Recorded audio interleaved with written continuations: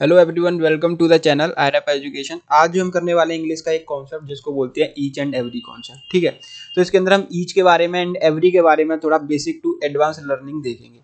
चलिए सबसे पहले स्टार्ट करते हैं हम एडजेक्टिव या डेटर्मिनर क्या होता है। अब ये बात जाती है कि हम एडजेक्टिव डेटर्मिनर क्यों पढ़ रहे हैं, क्योंकि ईच जो है या एवरी जो है वो डेटर्मिनर एडजेक्टिव या प्रोनाउन वगैरह का काम करता है। तो उसके बारे में सबसे पहले हमें सारी जानकारी लेनी पड़ेगी। तो सबसे पहले अगर हम देखें नाउन क्या होता है, तो नाउन एक नेमिंग वर्ड होता है। किसी भी चीज़ को हम नेम दे देते हैं तो वो अपने आप में नाउन होता है। बिल्कुल हम शॉर्ट फॉर्म में यहाँ पर पढ़ रहे हैं। ठीक है, अब नाउन के लिए अगर आप कोई भी डिटेल देना चाहोगे, अगर नाउन के लिए आप कोई भी डिटेल देना चाहोगे, इसमें कोई डिटेल ऐड करना चाहोगे, तो वो अपने आप में एडजेक्टिव कहलाता है, यानी कि उसको हम एडजेक्टिव बोलते हैं। इसको हम एडजेक्टिव बोल सकते हैं, साथ ही साथ इसका एक पार्ट और होता है डेटर्मिनर। तो यहाँ पे आप इसको चाहे एडजेक्टिव बोलिए या डेटर्मिनर बोलिए। जैसे मैं आपको एक एग्जाम्पल दे के समझाता हूँ। एग्जाम्पल हमारे पास I have a beautiful car. मेरे पास एक बहुत खूबसूरत कार है। कार क्या है यहाँ पे, तो हम देखें ये नाउन की तरह वर्क कर रहा है, ये हम सभी जानते हैं।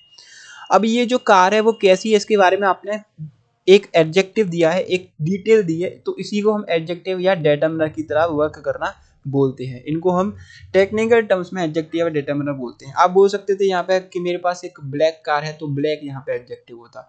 अगर कोई और उसका साइज शेप आप कुछ भी बताना चाहते थे, वो सारी चीज यहाँ पे एडजेक्टिव या डेटर्मिनर की तरह काम करती है। तो आई होप आपको एक शॉर्ट फॉर्म के अंदर पता लग गया होगा डेटर्मिनर या एडजेक्टिव क्या होता है।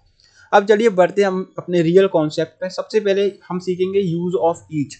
उससे पहले मैं ईच का मीनिंग जानना यहाँ पे जरूरी होगा कि ईच अपने आप में किसका काम करता है। तो ईच सबसे पहले तो एक सिंगुलर वर्ड होता है, एक सिंगुलर वर्ड होता है, और ये सिंगुलर वर्ड होता है और ये बात किसके बारे में करता है, तो बात करता है एक एक करके, ये सभी चीज के बारे में बात करता है।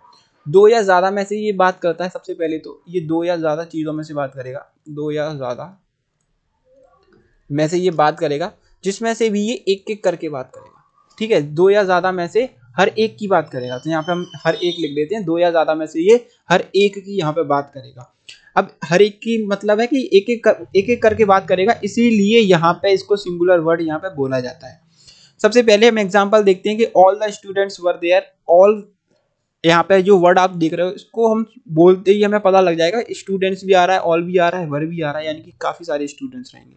मान के चलिए यहाँ पे 50 नंबर ऑफ स्टूडेंट्स है, तो 50 के 50 स्टूडेंट्स वहाँ पे मौजूद थे। लेकिन अगर मैं इसी इसी चीज को और लगा के अगर मैं ऐसे बोलूँ कि ईच स्टूडेंट वॉज देयर, तो यहाँ पे स्टूडेंट आ रहा है, वॉज देयर आ रहा है और ईच आ रहा है, तो आप सोचोगे एक ही स्टूडेंट वहाँ पर रहा होगा। ऐसी बात नहीं है, यहाँ पे भी अगर 50 स्टूडेंट है तो 50 के 50 स्टूडेंट्स वहाँ पे मौजूद थे। अब ऐसा क्यों हुआ, बिकॉज ईच का मतलब होता है दो या ज्यादा में से हर एक, यानी कि दो हो या ज्यादा हो, कितने भी हो, 50 हो, उनमें से एक एक करके सभी की बात की जा रही है, यानी कि सभी स्टूडेंट वहां पे मौजूद थे। यानी कि नंबर फर्स्ट सेंटेंस और नंबर सेकंड सेंटेंस के अंदर कोई भी डिफरेंस यहाँ पे हमें नजर नहीं आ रहा है। एक और यहाँ पे सेंटेंस देख लेते हैं, वन स्टूडेंट वॉज देयर। तो वन स्टूडेंट वॉज देयर अगर आप देखोगे तो यहाँ पे 50 में से सिर्फ एक ही स्टूडेंट वहां पे मौजूद है। बिकॉज रीजन ये है कि यहाँ पे बोला जा रहा है कि एक ही स्टूडेंट यहाँ पे मौजूद है, और यहाँ एक का मतलब एक ही है। ठीक है, यहाँ पे एक का मतलब एक ही है, यानी कि एक सिंगुलर वर्ड है और एक को ही रिप्रेजेंट कर रहा है। लेकिन ईच यहाँ पे एक स्टूडेंट को रिप्रेजेंट नहीं कर रहा है, एक एक करके सभी स्टूडेंट को रिप्रेजेंट कर रहा है जो जो वहां पे मौजूद है। तो आई होप ये चीज आपको अभी समझ में आ गई होगी। बात ये आती है कि ईच यहाँ पे किस पार्ट ऑफ स्पीच का काम कर रहा है। तो स्टूडेंट्स को अगर हम देखते हैं तो ये एक नाउन है, और नाउन को रिप्रेजेंट करने के लिए हम बोलते हैं, नाउन के अंदर डिटेल वगैरह देने के लिए यहाँ पे हमें एडजेक्टिव डेटर्मिनर की वर्क करता है। तो यहाँ पे हमें जो चाहिए रहेगा वो डेटर्मिनर चाहिए होगा। आप इसको एडजेक्टिव भी बोल सकते हैं, बेसिकली हम इसको डेटर्मिनर में लेकर चल रहे हैं। ठीक है, तो इस को हम बोल देंगे डेटर्मिनर, जो कि एक तरीके से काउंटिंग वगैरह हमें बता रहा है या किसी चीज के बारे में बता रहा है कि यहाँ पे इतने इतने रहे होंगे। ठीक है, तो दो या ज्यादा में से हर एक की बात जो करता है वो है हमारे पास ईच। अब आ जाते हैं ईच का नेक्स्ट कॉन्सेप्ट। देखिए ईच के अंदर हम अगर ईच को यूज कर रहे हैं, तो मैंने आपको बताया कि ये एक सिंगुलर वर्ड होता है। ये एक सिंगुलर वर्ड तो होता ही होता है, साथ ही साथ अपने साथ सिंगुलर ही वर्ब लेगा। अगर आगे आप पोजीशन देना चाह रहे हो तो सिंगुलर ही आपको पोजीशन देनी होगी। ठीक है, यानी कि सारी चीज अपने आप में सिंगुलर वे के अंदर लेकर चलता है। जैसे मैं बोलूं ईच बॉय या बॉयज, तो आप बोलोगे कि यहाँ पे हम सिंगुलर वर्ड ले रहे हैं, तो ये सिंगुलर ही यहाँ पे यूज करेंगे प्लूरल को यूज नहीं कर सकते, यानी कि नाउन भी यहाँ तक कि हमें सिंगुलर ही चाहिए होती है इसके बाद। लेकिन अगर आप ईच ऑफ द करके इस तरीके से कुछ रिप्रेजेंट करते हैं तो उसको हम आगे देखेंगे, तो वहां पे आप क्या यूज करोगे, इज या आर। यहाँ पे इज यूज करें या आर यूज करें, तो मैंने आपको बताया कि सिंगुलर वर्ब यहाँ पे चूज करनी होगी, तो इज लगाएंगे ना कि आर। तो यहाँ पे अभी तक का बंदा है each boy is doing his या देयर वर्क, तो पोजेशन भी हमें सिंगुलर चाहिए रहेगी। बॉय है तो हिज आ जाएगा, देयर नहीं आएगा यहाँ पे। तो each boy is doing his work, यानी कि हर एक लड़का अपना काम कर रहा है, हर एक, यानी कि जितने भी नंबर ऑफ बॉयज वहां पे रहे होंगे उनमें से एक एक लड़का अपना काम वहां पे कर रहा है। यहाँ पे ये सेंटेंस बोलने की जरूरत है। अब क्या ईच प्रोनाउन की तरह वर्क करता है, तो सबसे पहले हमें प्रोनाउन को समझना होगा। प्रोनाउन क्या होता है? प्रोनाउन बेसिकली नाउन को रिप्रेजेंट करने के लिए आता है, ठीक है, नाउन को रिप्रेजेंट करने के लिए आता है। अब नाउन को क्यों रिप्रेजेंट करता है प्रोनाउन? बिकॉज अगर आप हर जगह पे नाउन को यूज करोगे, मान के चलिए राम ने खाना खाया, राम सो गया, राम मार्केट गया, हर जगह आप राम ही राम यूज कर रहे हो, बल्कि आपको पता है कि राम एक सिंगल पर्सन है, वही पर्सन है, उसको बार बार आप एक सेंटेंस के अंदर या पैराग्राफ के अंदर रिप्रेजेंट करवा रहे हो। तो उसको कम करने के लिए, उस चीज को सही करने के लिए हम यहाँ पे प्रोनाउन का यूज कर लेते हैं, जो कि आपको नजर आएगा, जैसे कि ही, शी, इट, दे। तो इस तरीके के प्रोनाउंस आप यूज कर लोगे। तो राम एक पर्सन है और ये एक मेल है, तो आप इसके लिए ही यूज कर सकते हो, ठीक है। अगर ये फीमेल होता तो आप इसके लिए शी यूज कर सकते थे, ये ज्यादा होते तो आप इसको दे यूज कर सकते थे। तो इस तरीके से डिफरेंट डिफरेंट चीजें यहाँ पे बना कर रखी है प्रोनाउन में। तो क्या ईच यहाँ प्रोनाउन का वर्क कर सकता है? तो बिल्कुल यहाँ पे ईच जो है प्रोनाउन का वर्क कर सकता है। अब ये कैसे पहचाना जाएगा कि यहाँ पे ईच एक डिटरमिनर या प्रोनाउन की तरह वर्क कर रहा है? तो चलिए समझते हैं नेक्स्ट कॉन्सेप्ट के अंदर ईच का ही। ईच जो है प्रोनाउन की तरफ कब वर्क करेगा और डिटरमिनर की तरह कब वर्क करेगा। तो मैंने आपको बताया, जैसे कि इस पहले एग्जांपल को देखते हैं, each question has been solved, यानी कि उसने 20 प्रश्न रहे होंगे तो सारे क्वेश्चन उसने सॉल्व किए होंगे एक एक करके। क्वेश्चन क्या है, ये हमने देखा कि ये नाउन है और नाउन के लिए डायरेक्ट आ रहा है, तो ये डिटरमिनर का काम करेगा, नाउन से पहले ही आ रहा है तो ये डिटरमिनर का काम करेगा, ये हम देख सकते हैं। लेकिन अगर हम सेकंड एग्जांपल को देखें तो यहाँ पे आप देखिए, आई हैव गॉट 10 फ्रेंड्स, उसके 10 फ्रेंड्स हैं, and each is ready to help you, और हर एक रेडी है आपकी हेल्प करने के लिए। हर एक कौन रेडी है? तो आप बोलोगे फ्रेंड्स रेडी हैं, और फ्रेंड्स कौन है? तो ये नाउन है, और नाउन को रिप्रेजेंट अगर ये कर रहा है, नाउन को रिप्रेजेंट अगर ये कर रहा है, तो ये एक प्रोनाउन की तरह यहाँ पे वर्क करेगा। इज देखिए, इज क्या है? वर्ब है। क्या ईच के बाद आपको कोई नाउन नजर आ रही है? नहीं आ रही है। लेकिन ये जो ईच है, ये इस वाली नाउन को इस बार रिप्रेजेंट करने के लिए आ रहा है। मैंने आपको पहले ही बताया था कि नाउन को अगर कोई भी रिप्रेजेंट करता है तो उसको प्रोनाउन बोलते हैं, और यहाँ पे आप देखिए ईच एक प्रोनाउन की तरह वर्क कर रहा है। तो आई होप अब आपको ये समझ में आ गया होगा कि ईच कब नाउन की तरह वर्क करेगा, कब प्रोनाउन की तरह वर्क करेगा। नेक्स्ट कॉन्सेप्ट की ओर बढ़ते हैं, जो कि हमारा है एवरी। अब एवरी के बारे में सबसे पहले इसका मीनिंग जानेंगे। जैसे हमने ईच पढ़ा था, ईच के अंदर दो या ज्यादा में से हर एक की बात करते हैं। यहाँ पे 3 वर्ड आ जाता है सिर्फ, और कोई मतलब नहीं है, और कोई ज्यादा अंतर नहीं है। 3 या ज्यादा में से ये बात करता है, और ये भी हर एक की बात करेगा, और ये हर एक की बात करेगा, यानी कि एक एक करके बात करेगा, इसलिए ये वर्ड भी हमारा एक सिंगुलर वर्ड है। क्या ये डिटरमिनर की तरह या प्रोनाउन की तरह वर्क कर सकता है? तो इसको चलिए हम आगे देखते हैं कुछ एग्जांपल के जरिए। सबसे पहले हम देखेंगे कि एवरी गर्ल या गर्ल्स हैज या हैव डन हर या देयर वर्क। तो सबसे पहले यही देख लेते हैं कि ये एक सिंगुलर वर्ड है, तो इसके साथ सिंगुलर ही वर्ब ली जाएगी, सिंगुलर ही पोजेशन यहाँ पर ली जाएगी, ये सब हम जानते हैं। अभी हमने ईच के साथ भी देखा था, सेम वर्ड है, सिर्फ इसके यहाँ पे 3 या ज्यादा में से ये बात करता है। तो एवरी गर्ल आएगा सबसे पहले नाउन, यानी कि एक सिंगुलर वर्ड आएगा इसके बाद। अगर हम नाउन यूज कर रहे हैं तो ये नाउन जो है सिंगुलर होनी चाहिए, और ये एक नाउन है तो ये डिटरमिनर होगा। तो हमने देखा पहला पॉइंट यहाँ पे कि ये डिटरमिनर की तरह वर्क कर सकता है, इसके अंदर कोई भी दिक्कत नहीं है। गर्ल्स आ सकता है तो नहीं आ सकता। हैज या हैव, तो हमने बोला कि यहाँ पे वर्ब भी सिंगुलर ही आएगी, तो हैज लगाएंगे, हैव नहीं लगाएंगे। डन हर या देयर वर्क, तो यहाँ पे गर्ल्स आ रही हैं, ठीक है, गर्ल्स की बात की जा रही है, तो यहाँ पे हर लगाएंगे, देयर नहीं लगाएंगे, सिंगुलर पोजीशन हमें चाहिए रहेगी, ठीक है। तो हमने ये सारी चीजें इसके अंदर देख ली कि एवरी का मतलब क्या होता है, एवरी का डिटरमिनर की तरह वर्क कर सकता है या नहीं कर सकता। चलिए एक एग्जांपल और देख लेते हैं। एवरी स्टूडेंट या स्टूडेंट्स हैज या have done his her their its work. तो देखिए बहुत ही बढ़िया एक क्वेश्चन है। स्टूडेंट की बात करें तो ये एक नाउन होता है, स्टूडेंट्स को हम नहीं ले सकते, ठीक है, हमें यहाँ पे स्टूडेंट की नीड है बिकॉज ये सिंगुलर वर्ड है। और इसके पहले अगर आप एवरी देख रहे हो तो ये डेटर्मिनर की तरह बिल्कुल वर्क कर सकता है, तो ये डेटर्मिनर की तरह वर्क कर रहा है। फिर हैज लगाएं या हैव लगाएं, तो आप हैज लगाओगे बिकॉज ये सिंगुलर वर्ड है, और मैंने आपको ये भी बताया कि ये सिंगुलर वर्ड क्यों है, क्योंकि ये एक एक करके सभी के बारे में बात करेगा, 3 या ज्यादा में से। डन हिज हर देयर या इट्स वर्क, तो सबसे पहले अब यहाँ पे दिक्कत पड़ती है कि हम क्या लगाएं। स्टूडेंट तो देखिए मैं आपको बताऊं, स्टूडेंट तो हिज भी होते हैं और हर भी होते हैं। बात जाती है कि किसको हम पहली प्रायोरिटी दें, हिज या हर में से। देयर तो बिल्कुल ही कट हो जाएगा। इट क्या आ सकता है, इट्स आ सकता है, तो इट्स को हम सबसे लास्ट प्रायोरिटी देंगे, यानी कि ये सही है। सबसे लास्ट प्रायोरिटी जब हिज और हर हमें नहीं दिखे। बात ये आती है हिज या हर में से क्या हम लेकर आए यहाँ पे। तो अगर सबसे पहली प्रायोरिटी हम हिज को देते हैं, यानी कि मैं 3 टिक लगा रहा हूँ इसके ऊपर, यानी कि हिज को सबसे पहली प्रायोरिटी, डबल टिक लगाएंगे हर के ऊपर। अगर हिज आपको देखने को नहीं मिलता और हर और इट्स देखने को मिलता है तो हम हर लगाएंगे।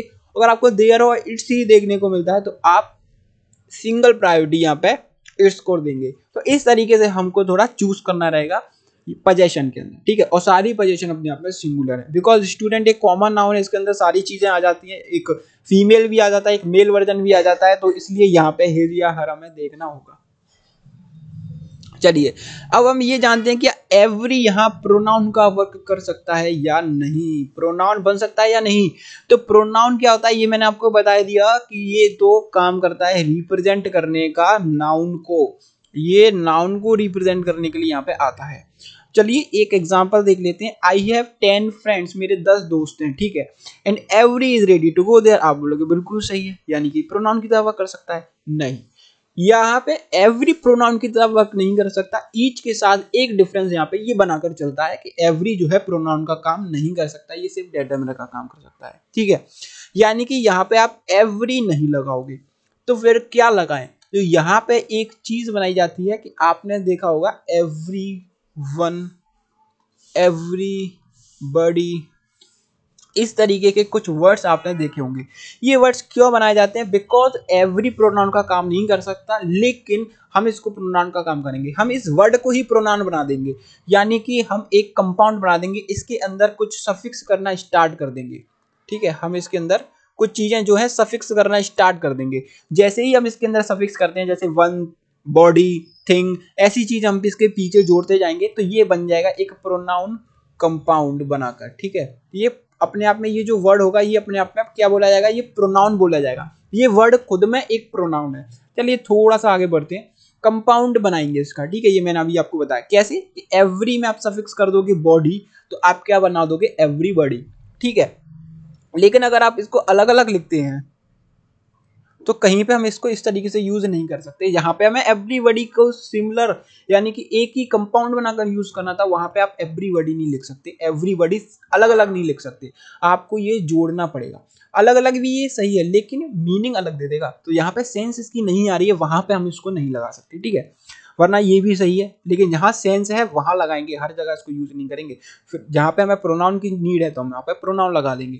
तो जैसे कि मैं आपको बोलूं कि यहाँ पे फिर क्या आना चाहिए था, एवरी की जगह, तो आप बोलोगे 10 फ्रेंड्स की बात की जा रही है, तो आप एवरी वन लगा सकते हैं, क्योंकि ये पर्सन को रिप्रेजेंट करने के लिए आता है और एक प्रोनाउन होता है ऑटोमेटिकली, ठीक है।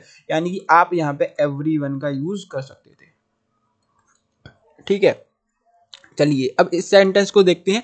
एवरीबॉडी वॉज या were present at the party, यानी कि सभी लोग प्रेजेंट थे पार्टी के अंदर। एवरीबॉडी क्या है, तो एवरीबॉडी ऑटोमेटिकली अपने आप में, मैंने इसको कंपाउंड बना के इसको एक प्रोनाउन का दर्जा दे दिया है, यानी कि अब ये सिर्फ प्रोनाउन का काम कर रहा है, यानी कि ऑटोमेटिकली अपने आप में एक प्रोनाउन है ये, ठीक है। इसके अलावा ये कुछ भी नहीं है, प्रोनाउन है सिर्फ। तो हम बोल सकते हैं कि ये किसी चीज को, पर्सन को रिप्रेजेंट कर रहा होगा, बिल्कुल रिप्रेजेंट कर रहा होगा, तो ये क्या हो गया, प्रोनाउन।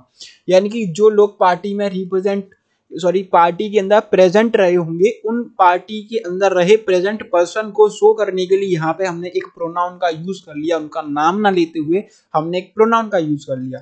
अब बात आती है यहाँ पे वर लगाए या वॉज लगाए, तो मैंने आपको बताया एवरी सिंगुलर होता है, इससे बनने वाले कंपाउंड भी सिंगुलर ही होंगे, तो यहाँ पे वर भी सिंगुलर आएगी, वर नहीं आएगी, वॉज आएगी, ठीक है, वर।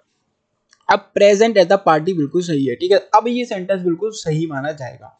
चलिए थोड़ा और आगे बढ़ लेते हैं। एवरीवन एक पर्सन को रिप्रेजेंट करने के लिए आएगा, एवरी और यहाँ पे डैश आपको मिलेगा और फिर वन दिखेगा तो वो थिंग्स को रिप्रेजेंट करने के लिए आएगा। और एवरीथिंग अगर आपको देखने को मिलता है तो ये भी थिंग्स को रिप्रेजेंट करने के लिए आ सकता है, ठीक है। एवरीबडी आपको पर्सन को रिप्रेजेंट करने के लिए आएगा। I have 10 friends, I have 10 chairs and every is new. तो क्या हम एवरी लगा सकते हैं? नहीं लगा सकते, बिकॉज ये क्या है, चेयर्स क्या है, नाउन है, और नाउन को रिप्रेजेंट करने के लिए प्रोनाउन चाहिए। तो आप यहाँ पे एवरी लगाइए और डैश लगा के वन लगा सकते हैं। तो आप यहाँ पे ये वाला यूज कर सकते हैं कि I have 10 chairs and every one is new, ठीक है। इस तरीके से आप यूज कर सकते हो। ये एक तो देखिए एवरीथिंग आपको थिंग्स को रिप्रेजेंट करने के लिए आ सकता है या आपके सर्कमस्टांसेस को देखने के लिए भी आ सकता है, ठीक है। अब सर्कमस्टांसेस को कैसे देखने के लिए आएगा वो मैं आपको बता देता हूँ। जैसे एवरीथिंग हम बोलते हैं कि सब कुछ फाइन है, सब कुछ सही चल रहा है, तो आप उसके पर्सन के सर्कमस्टांसेस को पूछ रहे हो कि आपके अंदर मतलब सब कुछ सही चल रहा है, तो एवरीथिंग इज फाइन इस तरीके से हम यूज करते हैं, ठीक है। तो उन चीजों का हम नेम ना लेते, डायरेक्ट हम बोल देते हैं कि एवरीथिंग इज फाइन, यानी कि आपकी जिंदगी में सब कुशल मंगल है या नहीं, इस तरीके से हम पूछ लेते हैं। तो यहाँ पे वो वाला एवरीथिंग हम यूज कर रहे हैं, ठीक है। तो आई होप ये चीज आपको समझ में आ गई होगी। एक इंपॉर्टेंट पॉइंट यहाँ पे मैं आपको बताता हूँ कि एवरी प्लस आप जो कंपाउंड बना दो, मान के चलिए मैंने बडी वाला बना दिया एवरीबडी, आप उसके साथ ऑफ लगा के फिर दा लगा के और कुछ लिख रहे हो, तो आप इस तरीके से एवरीबडी को यूज नहीं कर सकते। बिकॉज मैं आपको बता दूं यहाँ पे आने वाली जो वर्ड है वो अपने आप में एक नाउन होगा, और नाउन को रिप्रेजेंट करने के लिए यहाँ पे प्रोनाउन आएगा, ठीक है। तो यहाँ पे ये ऑलरेडी प्रोनाउन है, हमें एक ऐसा वर्ड चाहिए रहेगा जिसको हम प्रोनाउन बना दें, ठीक है, जिसको हम प्रोनाउन बना दें, और ये ऑटोमेटिकली अपने आप में एक प्रोनाउन वर्ड है, तो हम इसको यहाँ पे नहीं लगाएंगे। ये एक यहाँ पे डिफरेंस आपको नजर आएगा, ठीक है। तो आपको जब भी ऑफ के साथ ये नजर आए तो हम इसको यूज नहीं कर सकते, बल्कि इसको एक सिमिलर यानी कि एक सादा वे के अंदर यूज कर सकते हैं। जैसे आप ऑफ ना लगाएं, everybody was present at the party, everything is fine, ठीक है, एवरी चेयर इज न्यू, इस तरीके से आप यहाँ पे यूज कर सकते हैं। जैसे मैंने यहाँ पे बताया every I have 10 chairs and everyone is new, तो इस तरीके से आप यहाँ पे इनको यूज कर सकते हैं। तो आई होप ये जो बातें हमने आज की, जो कॉन्सेप्ट हमने सीखे, ईच एंड एवरी के डिटेल एक्सप्लेनेशन यहाँ पे हमने सारी चीज़ों की सीखी। आई होप आप सभी को ये पसंद आया होगा एंड आपको इसमें काफ़ी कुछ समझ में आया होगा। मिलते हैं हम नेक्स्ट सेशन के अंदर जल्दी से जल्दी।